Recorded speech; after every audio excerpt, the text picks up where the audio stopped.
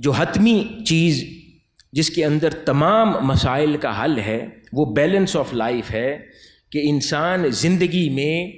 دنیا اور آخرت کے درمیان بیلنس کرنا سیکھے۔ اللہ اور اس کے رسول صلی اللہ علیہ وآلہ وسلم پہلے جانتے ہیں،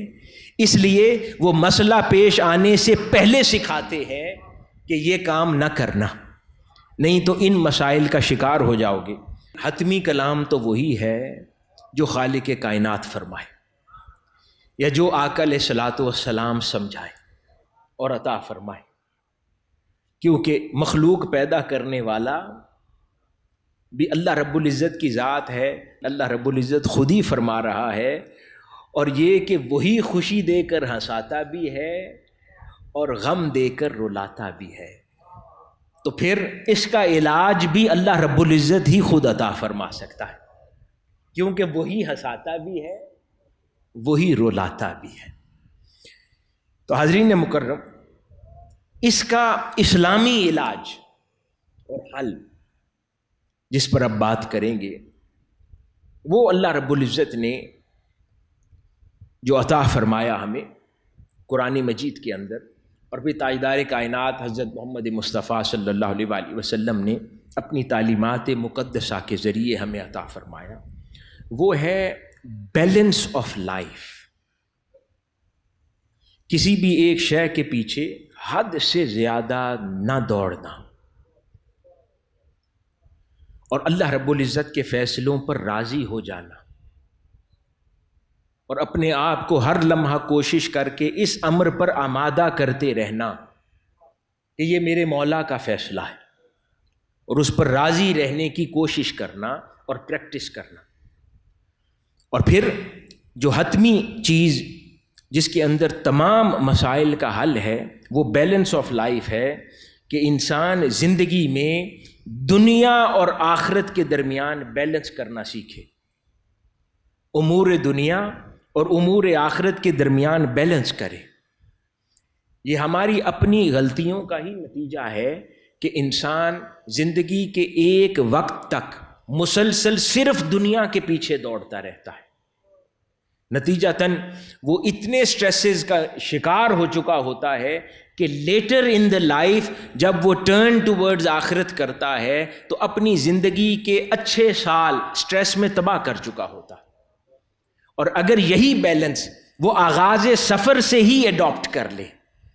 یعنی کہ اس کی زندگی میں دنیا اور آخرت کی امپورٹنس برابر ہو جائے، وہ آدھا وقت دنیا کے لیے بھی صرف کرے اور اتنا ہی وقت آخرت کے لیے بھی صرف کرے، اور اس کی جوانی سے ہی یہ معمول ہو جائے، تو پھر اس کی زندگی کے قیمتی سال ضائع نہیں ہوتے۔ وہ سٹریسز کا شکار ہو کر اپنی جوانی کو ضائع نہیں کرتا، اپنے تعلقات کو ضائع نہیں کرتا، اپنی گھریلو زندگی کو ضائع نہیں کرتا۔ جب 20 30 40 سال برباد کر چکے ہوتے ہیں اور پھر یہ نسخہ سمجھ آتا ہے، تب تک وہ گزرے ہوئے سال تو واپس نہیں آتے، ہاں بڑھاپے سے پہلے چند سال بہتر ہو جاتے ہیں، لیکن ان سٹریسز کے نتیجے میں کتنے دوست ضائع کیے، کتنے بچے اولاد ان کے بیہیویئرز ضائع کر دیے، کتنی ڈیلنگز اور تعلقات ضائع کر دیے،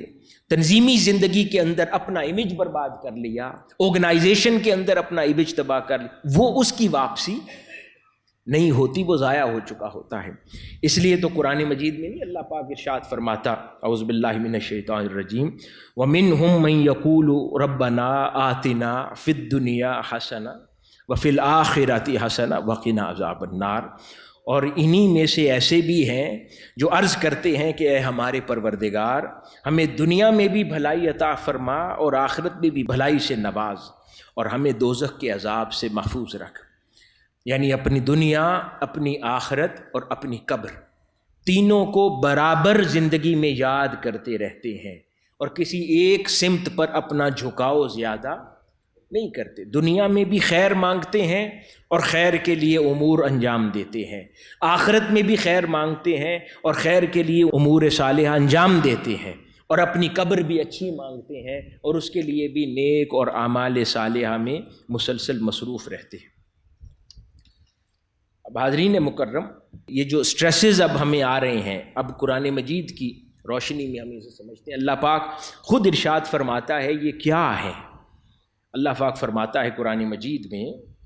اور جو مصیبت بھی تم کو پہنچی ہے تو وہ اس بدعمالی کے سبب سے ہی پہنچی ہے جو تمہارے ہاتھوں نے کمائی ہوتی ہے، حالانکہ بہت سی کوتاہیوں سے تو وہ درگزر بھی فرما دیتا ہے۔ یعنی اللہ پاک فرماتا ہے یہ جن سٹریسز کا تم شکار ہو یہ تمہارے اپنے ہاتھوں سے کمائے ہوئے ہیں، کسی نے تمہارے اوپر اضافی نہیں لادے یا ناجائز نہیں لادے، یہ اپنی زندگی کے غلط فیصلے ہیں،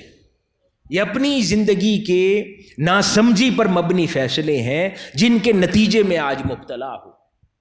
لیکن انسان کیا کرتا ہے؟ اپنے فیصلوں کا بوجھ دوسروں پہ ڈالتا ہے، کوئی نہ کوئی زندگی میں کندھا ڈھونڈتا ہے، اس کی وجہ سے میرے ساتھ ایسا ہو گیا،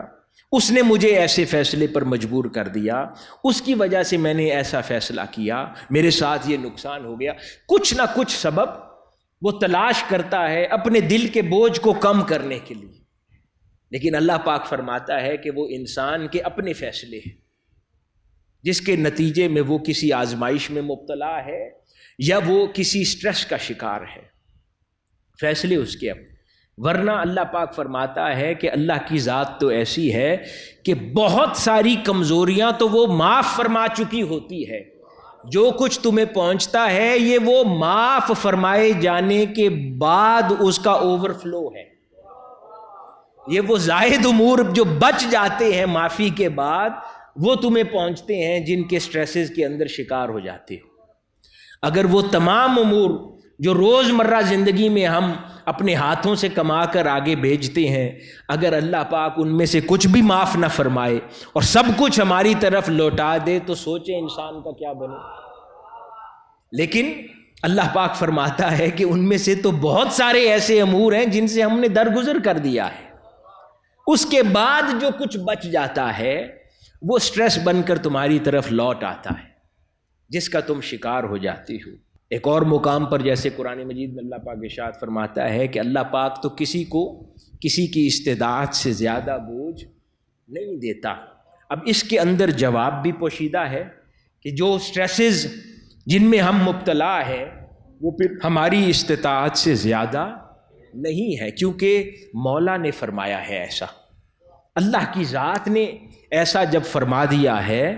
تو ہم اس کو ڈیل کرنے میں صحیح اسٹریٹجی اور حکمت اڈاپٹ نہیں کر رہے، نہیں تو یہ ایسا ممکن نہیں ہو سکتا کہ اللہ پاک تو فرمائے کہ انسان کی استطاعت سے زیادہ اس پر بوجھ نہیں ڈالا جاتا اور کوئی شے اس کی استطاعت سے زیادہ دے دی جائے۔ یہ ہے کہ شاید وہ اپنی استطاعت اور کیپیسٹی کو پوری طرح ایکسپلور نہیں کر پا رہا، پوری طرح اس کو اینالائز نہیں کیا، یا پراپرلی اپنی اسٹریٹجی کو اور اپنی استطاعت کو پوری طرح بروئے کار نہیں لایا۔ نہیں تو اللہ پاک فرماتا ہے کہ کسی کو بھی اس کی استطاعت سے زیادہ اللہ پاک بوجھ نہیں ڈالتا۔ اب حاضرین گرامی، اب اسلام جب اسٹریس مینجمنٹ کا سلیقہ اور طریقہ سکھاتا ہے تو وہ دونوں پہلوؤں پر بیک وقت کلام کرتا ہے۔